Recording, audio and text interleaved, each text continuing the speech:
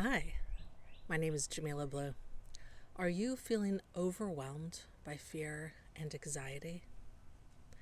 Now is the time to take control. As a transformational coach, I help individuals break through limiting beliefs so that they can live their highest purpose and a very fulfilling life. So let's get on into it. So, as we are thinking about breaking through our overwhelm and our anxiety, a lot of times this has to do with trauma or old patterning, belief systems that are holding us back. These things can really inhibit us from moving forward. Maybe we had a lot of feedback from our parents growing up that just felt like it was highly criticizing and we didn't do anything right, and it keeps us from trying. Or any other type of trauma that may have occurred. And quite frankly, we can't get through life without experiencing trauma at some level. So if you feel a little bit of like not good enough as a result, it's okay. We all have things that hold us back. What's most important is that you find ways to break on through. So I'm going to give you a couple of tips that I would like you to try out that really should help. So, step one, it's really important to really acknowledge what your fears are. What are the limiting beliefs that you have? What are some of the triggers that you have that keep you from living a fulfilling life? So take a couple of moments. What I'd like you to do is, after I give a little bit more explanation, I'd like you to take a couple of moments so that you can really acknowledge what your fears and anxieties and trigger points are. Write them down. By writing them down, we get them out of our head and it separates them from us. And by doing so, it gives a little bit of space and ability, and it gives us the ability to really observe them, observe these feelings that we have. Whether it's fear of or anxiety with traveling, whether it's traveling outside of your town or on a plane, or distance doesn't matter. If you feel any type of fear or anxiety around traveling or any other types of things, that's just an example. We'd be able to write that down. We can see it. We can observe it. We acknowledge it. And we don't have judgment about it. We just see that it's there.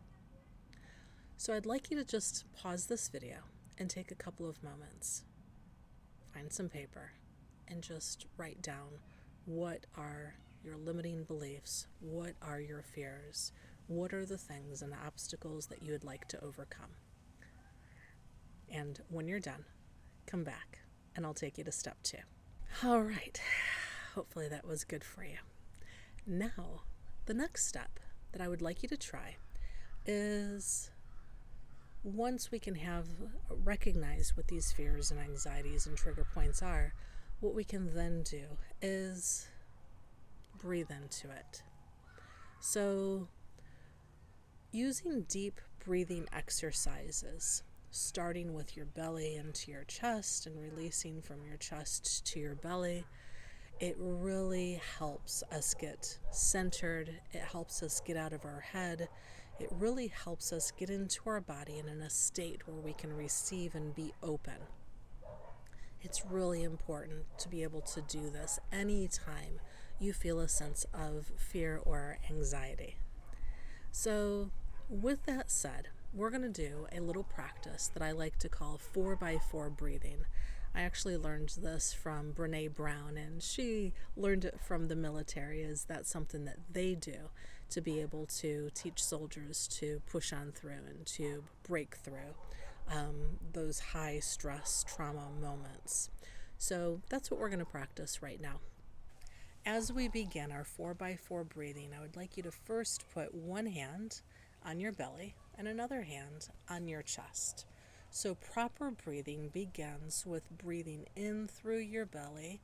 So you should feel the expansion in your belly, and then your chest should go up. So your hand should come out first with your belly, then your chest should go out then with your chest as you're breathing up, and then your chest will relax and then your belly will relax. So that would be proper breathing. And that might be a little uncomfortable for you at first, especially if you're someone who breathes in their chest a lot. Our body, it really requires that full body, proper breathing, full belly breathing. So let's first practice that. Let's feel what it feels like to do a proper full belly breath. So let's try that. We're going to breathe in through our belly and then to our chest.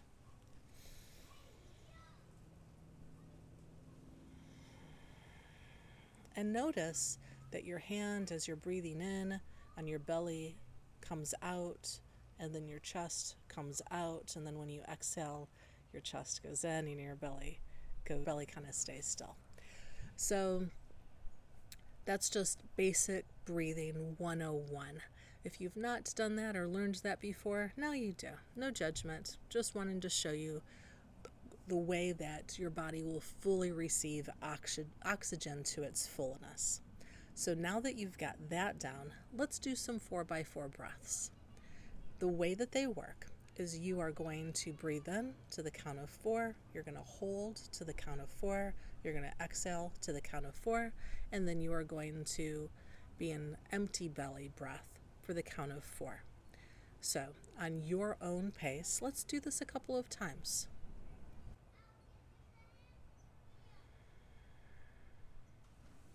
And if you would like to do it a few more times, you can go ahead and pause the video and do it a few more times for yourself, however much you need to find yourself in a relaxed state. All right, so that was step 2, breathing and doing 4x4 breaths.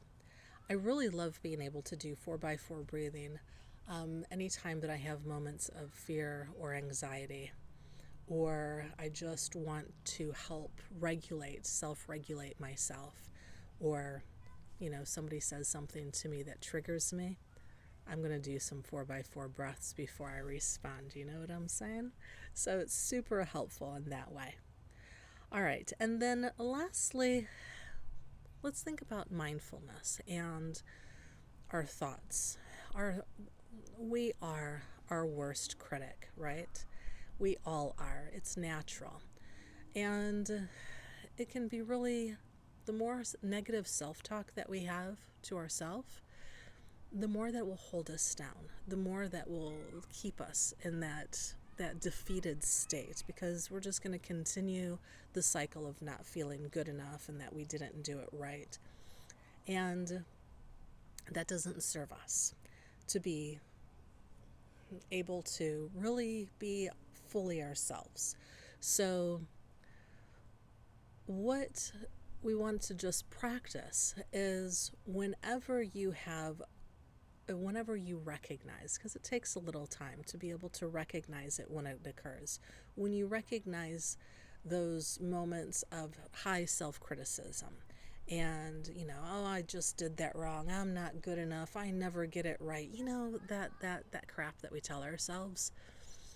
So being able to reframe it as, I am good enough, I am great, I am enough, reframing it into a positive will really help.